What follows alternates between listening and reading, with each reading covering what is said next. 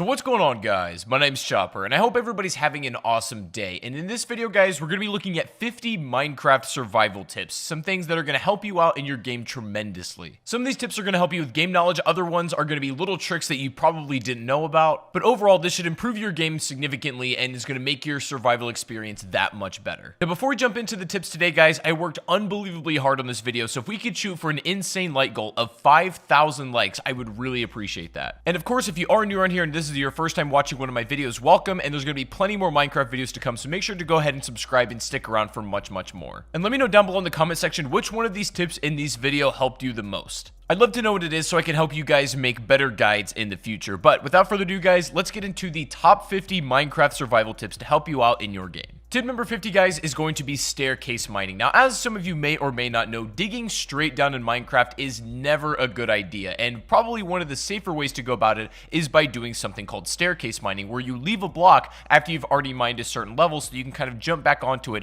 after you've gone deep enough and you want to get out. What this ends up doing is it makes it a lot safer so you don't fall, and also makes it tremendously easier to escape once you're done mining in that particular cave. So in general, I always recommend you incorporate some kind of staircase mining depending on where you're going. Tip number 49 is a nice little trick that will save your life when using a water bucket. Now, in general, I recommend you carry a water bucket, and we're going to talk about all the things you can do that are useful with that a little bit later. But one certainly thing you can do if you're falling from a high up place is to save yourself by placing water at the right moment before you hit the ground. And the way you do this is spam your jump button and also spam your place button as you're falling. And just before you hit that last block, that water should be able to save you and you'll take no damage at all. Number 48 is going to be to isolate your ores when mining. For example, I'm going to show you right here what this could look like. If you stumble across some diamonds and they're maybe in a little bit of a rough spot, that could be dangerous if you lose them and you mine them in the wrong spot. The best way to do this is to cut out everything around it so the block is sort of just hovering, and then when you know it's safe, you go ahead and pick up that very valuable ore, because the last thing you'd want to have happen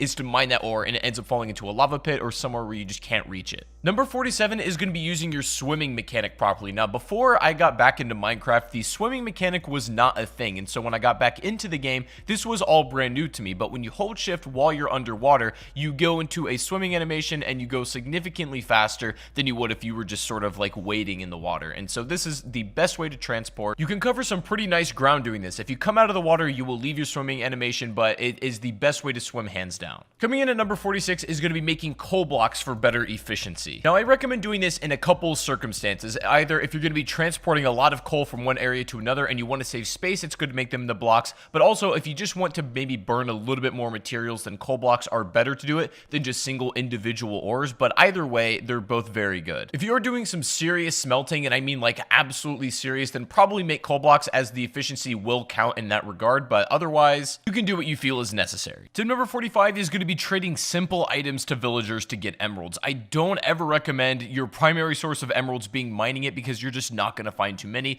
If you trade simple items like some vegetables or whatever you have at your hand to get some emeralds to begin with, trade up with some other villagers, and then eventually work your way up to maybe getting diamonds from some of them or just some really top tier stuff, that is the best way to make use of all your excess items you don't want, and then also use your emeralds, because you can't make tools out of that kind of stuff. You also really have no other use for emeralds besides maybe decoration, but I really recommend using those as a currency to get good stuff from the villagers, after trading your throwaway items, of course. Tip number 44 is going to be using your gold nuggets to make healing items. Odds are, after you've done quite a bit of mining, you're going to end up with a bit of excess gold, and clearly you're not going to really want to make that your primary source of tool making. So what you can do with all that excess gold? Making gold nuggets and then placing it on a lot of your food items is going to be the best healing item you could ever give yourself. Golden healing items are the best thing to have against the fight if you're facing a really difficult enemy, or if you're just in a lot of trouble and you don't want to lose your stuff and die. A gold healing item can instantly restore you back to full health and can save you from a lot of bad scenarios. Number 43 is going to be using redstone to make safety doors. Now, the best way to do with all your excess redstone is to maybe make some kind of safe for your valuables,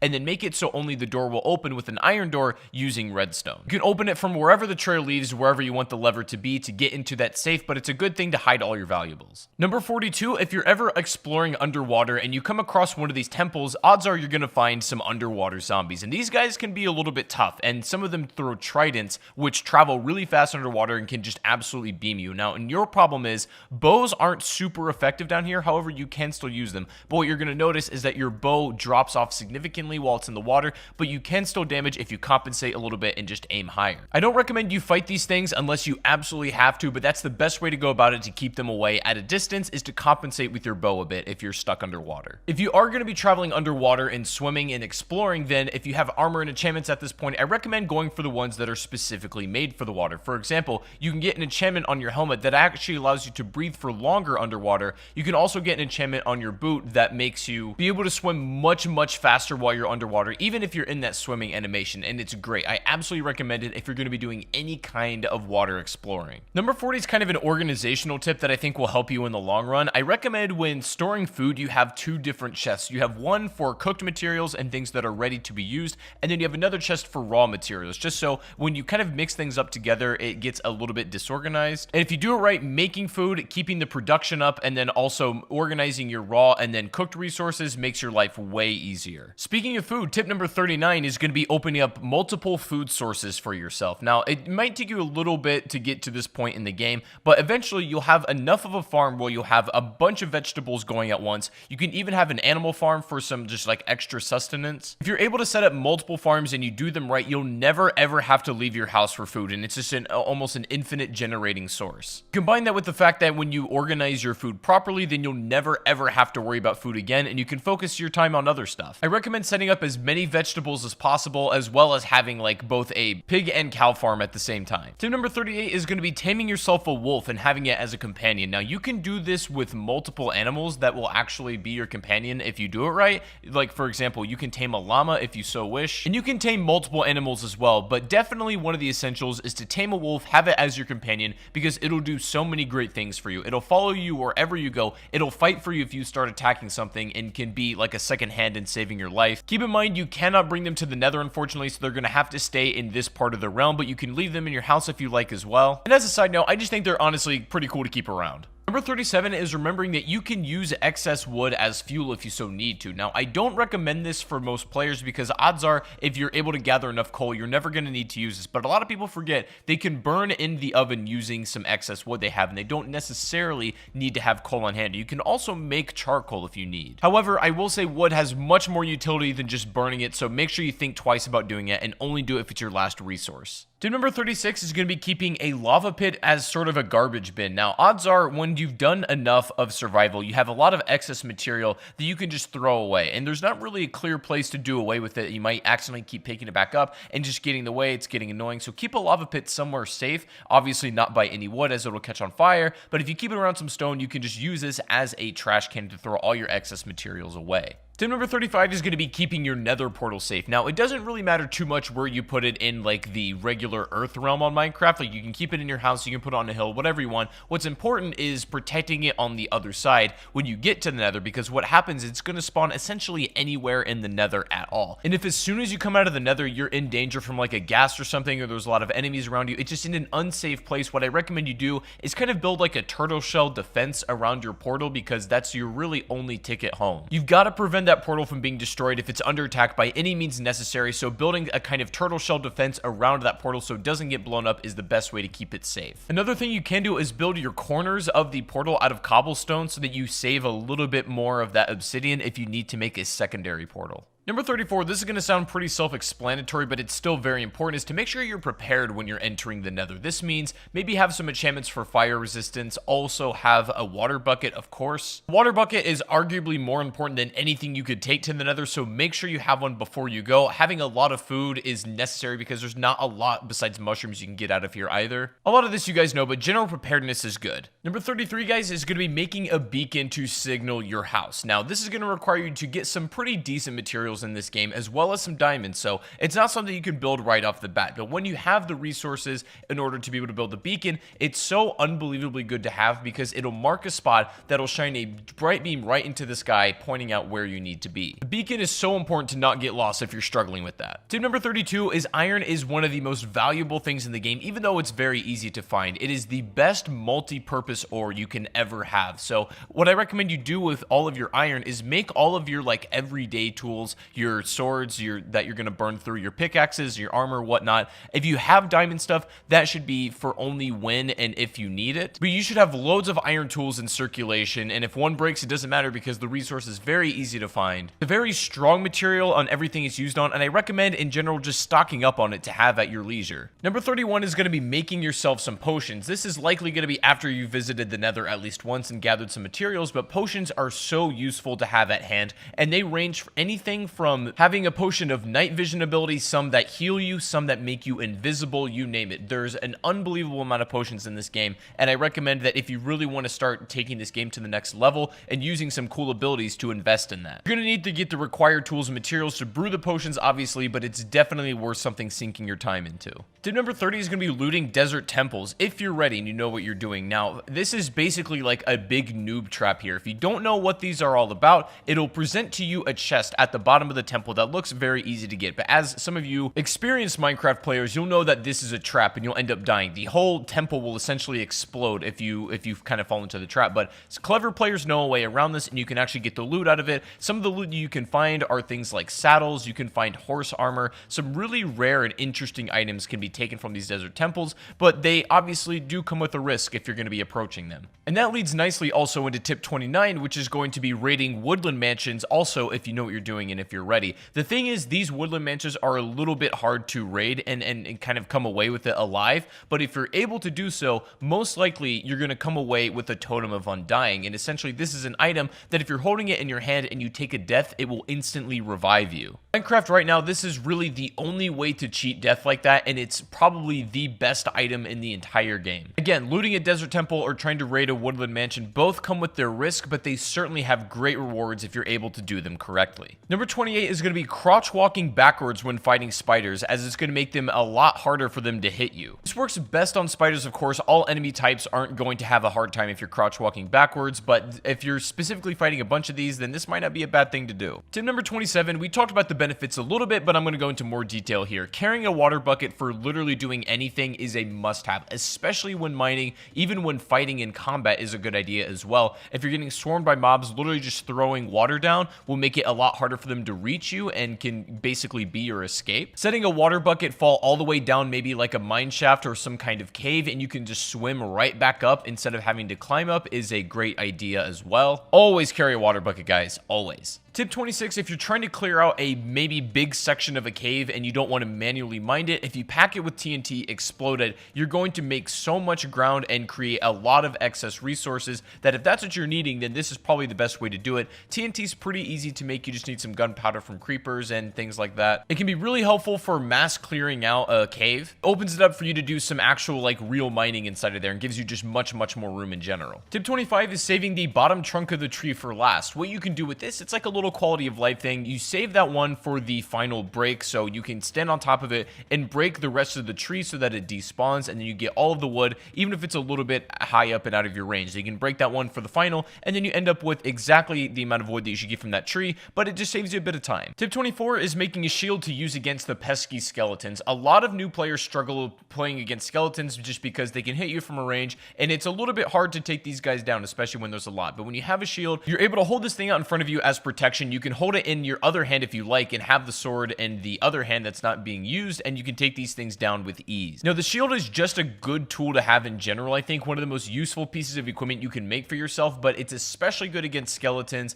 and pretty much all of the other mob enemy types. In my opinion, a shield is just as crucial as having, like, say, a sword or, say, having a pickaxe. They don't take too much to put together. They last quite a long time as well, so they're all around amazing. Tip 23 is going to be sprint jumping. Now, this is a pretty easy one to get a hold of. This is just jumping while you're holding your sprint key. It's the easiest way and fastest way to get around as well. Faster than sprinting. It does take up a lot of your hunger, but it is by far the most efficient way to get around. Now, if you have it as a setting, I recommend you turn it off because it's just easier to manually control aside from it making you auto jump, but it's the best way to get around and there's nothing really to it. Number 22 is to go ahead and make an anvil. Now, these are great for repairing all of your tools that maybe are low in durability and are close to breaking. All you need is the tool itself, maybe a resource, and then some XP in order to create this. Highly recommend you use this to maintain your valuable tools. This means like a diamond sword, a diamond pickaxe, and even armor. Anything you don't want breaking, an anvil will make sure that happens. Tip number 21 is it's going to be best to fish while it's raining. This will give you the best odds at getting a lot of fish. It's also really really good to do this when we talked about opening multiple food sources.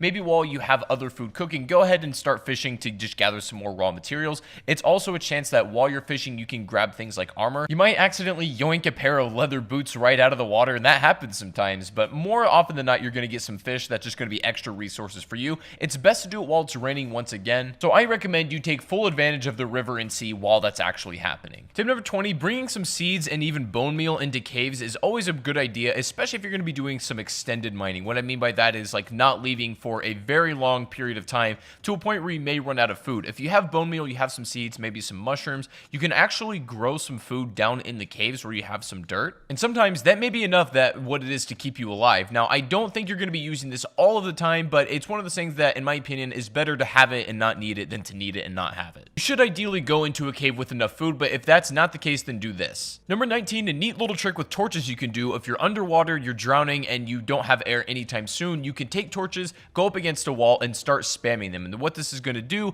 is create a small air pocket for a short period of time until the torch breaks, allowing you to get some of those bubbles back, maybe giving you back to full air, or at least making a way where you can hit the surface again. Back in the day, one torch used to restore you to full air instantly, but they've kind of nerfed it since then. But if you still spam your torches, you can get almost the same effect, and it should save your life if you need it. Number 18, guys, don't even bother making gold tools whatsoever, especially swords, especially equipment that you're going to be using quite a bit, even in combat. Even though gold is a rare material, it's kind of a cool resource to find, and it's exciting. Gold does not make for good utility. The hit power on gold swords is pretty weak. The durability on every single tool with it is very, very low as well. You're better off making iron for your, your general day-to-day stuff, but use gold for other things like healing items, not tools.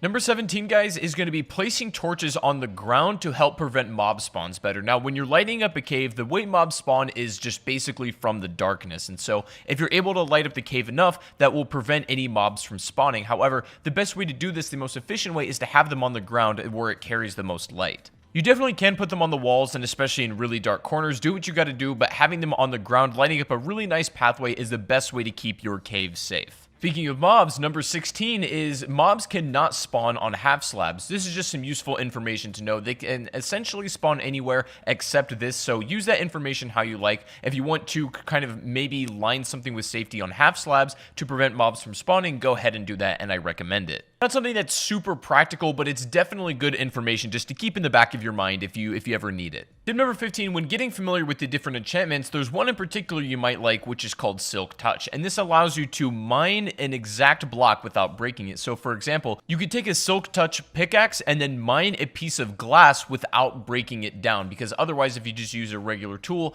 the glass would shatter. But you can use Silk Touch to actually mine the block itself, and this goes for anything in the game using that Silk Touch enchantment. Also, speaking of enchantments, tip number 14 is I recommend you get another enchantment on your pickaxe called Fortunate before you mine diamonds. What this is going to do whenever you come across some diamond ore is you're going to net more diamonds out of that ore than you otherwise would without Fortunate. It's just a good thing to have in general. Tip 13 is going to know that different foods grant you different saturation levels. So for example, some lighter foods like an apple or a carrot are not going to last as long in your hunger bar as like more heartier food like a golden apple per se, or even like a steak or a pork chop. These things mean that the hunger bar will last longer. It's more of a heavier food essentially. So that's why sometimes you might eat like a lot of bread, but you realize your hunger bar goes down pretty quickly and you're wondering why. Rather you eat a steak and it lasts significantly longer. That's the reason. Tip number 12, if you're going to be growing sugarcane, which I recommend you do because it's a great resource, is to grow on sand. People claim that this is the best way and the fastest way to grow sugarcane, and the reason you want the resource is because sugar is not only an important ingredient in making cakes, but it's also really good for trading with villagers, as oftentimes that's what they want. Having a block of sand in contact with water, maybe near your house or by your farms, is probably the easiest way to go about it. Number 11 is keeping your hotbar organized. This is important, and there's no really right way to do it. You do whatever feels comfortable to you, but for me, I like to keep my sword in my first slot, either my pickaxe or my bow in my second, and then my shield in my third, torch in my fourth, water bucket in my fifth, and then my food in my sixth, and just whatever miscellaneous stuff you might have. But you can organize it however you like and whatever you're comfortable with, but make sure that you can get to anything you need in a moment's notice. Number 10, if you're struggling with Enderman, a really good thing to do is just put that water bucket in front of you. Endermen normally calm down if they're submerged in water, but if one is just being pesky and you're having trouble fighting them off, instead of getting close enough to use your sword and then you kind of put yourself in danger, just simply putting a water bucket down over and over again will cause them to go away and then take damage over time. They really don't like water, so if you surround yourself with water, you make it a lot harder for them to get actually up to you. Probably the best defense you can have against these guys, if I'm being honest. Number 9 is timing your swings when sword fighting, because that is absolutely crucial for doing the most amount of damage. Now, if you just spam your sword, you can still hit people, but the hits are going to be a lot weaker than they otherwise would if you let your swipe kind of recharge. What you want to do to deal maximum damage is let your swing reset, and the moment it resets, you swing again. So you can get the most amount of hard hits in, but with also the least amount of time in between those hard hits. Tip number 8, you can set up a spawn trap in the nether with really any sort of enemy type in the castle by blocking it off with stone and then just fighting them from there, keeping them behind, keeping a spawn portal on the other side. You'll have infinite enemies and you can kill them at your leisure without really being in any danger. Infinite XP, and it's an amazing way if you just want to upgrade armor, make potions, that kind of thing. I really recommend you set up at least one of these. Number 7, upon defeating a raid, you'll be granted with the effect called Hero of the Village, and what this allows you to do is reduce the cost of the first trade with any villager by 30%, and it's something that's really going to be extremely useful. If you're trading something valuable, maybe in order to get diamonds, it's great for that. To beat a raid, take advantage of this effect as much as you possibly can. Tip number 6 is keeping your ender eyes or anything extremely valuable in an ender chest. You can hide it somewhere in the world where it's basically no chance of being destroyed. Put the other side in maybe like your safe house, and the thing is, between these two chests there's a connection, so you can pull any items that are in that ender chest from either side, and this is the best way to keep ender eyes just in case one chest gets destroyed. You don't lose all of that progress. You won't have these right off the bat, but definitely invest in some ender chests when you can. Tip number 5, make sure you use your crouch walk when you're crawling through tight spaces, or if maybe you're high up on an elevation with a chasm underneath you. When you're crouch walking, you have zero chance when you're holding that crouch to fall off that side. Even if you kind of back up into it, you let go of that crouch, if you're still in that position, you won't fall. If you move any more farther than that while without crouching, then you will fall down that chasm, but this is the best way to be safe and really not fall off any places that you shouldn't. Number 4, if you're going to be traveling by boat, make sure when you leave it, you go ahead and hit it a couple times to break it and take it with you. I see a lot of people just leaving their boat where it is and then maybe kind of forgetting about it, but if you break it and then you pick it back up, you can place it anywhere you like as well. Tip number 3, putting 2 chests back to back. You can make a double chest, and they're unbelievably useful this way. You have so much room in them, pretty much in excess of more than you'll ever need. You can have an entire storage area if you want of just complete double chests. They're really easy to pull from, and they look stylish as well, so there's no reason to not have it. Tip number 2, if you do end up defeating the Ender Dragon and you get the dragon egg, then hold on to it and keep it somewhere safe, because there's literally only one per game, and they're so rare you can't even spawn them in creative mode if you would like to. The dragon egg, if you manage to get it, is the most rare item in the game, so hold it tight and keep it somewhere where you're not going to lose it. Now finally guys, coming in today at the number 1 spot, if you've made it this far in the video, then let me know in the comment section just by leaving a smiley face. I'd really appreciate that. Thank you so much for watching if you made it to the end, but the number 1 survival tip I can give you guys that it's really going to help you out practically is to make yourself a compass and a map. These, I think, are by far the most important tools you can do for yourself, especially if you're new to Minecraft, you're a little bit of a beginner, and you just want some extra tips for surviving in this game. What a map is going to do is basically mark out exactly where you are, maybe where your house is, and the general vicinity of the area surrounding you. Now, the compass, if you get too far to the range of your map, will give you the general direction of which you need to head in order to get back home. These two tools in combination, even if you want a clock, which can be helpful, it's more or less just decoration, but these two tools in conjunction will make it so that you never ever get lost in this game, and so they're unbelievably helpful, and I cannot recommend them strongly enough. But guys, that is going to be 50 Minecraft survival tips in 2019. I really hope this did help. If it did, make sure to leave a like. As I said, we're going to go for 5,000 likes on this video, and I'd appreciate that so much. And if you want more Minecraft videos like this, make sure to go ahead and subscribe and stick around, as there's going to be much more on the channel. Let me know in the comment section which survival tip helped you out the most, and if there's any Minecraft survival tip that you think I should have included in this video and I didn't, let me know what that is down below in the comment section as well. But I hope you guys enjoyed. Make sure to subscribe and stick around, and I'll see you guys in the next stream or the next video. Take it easy, and peace out.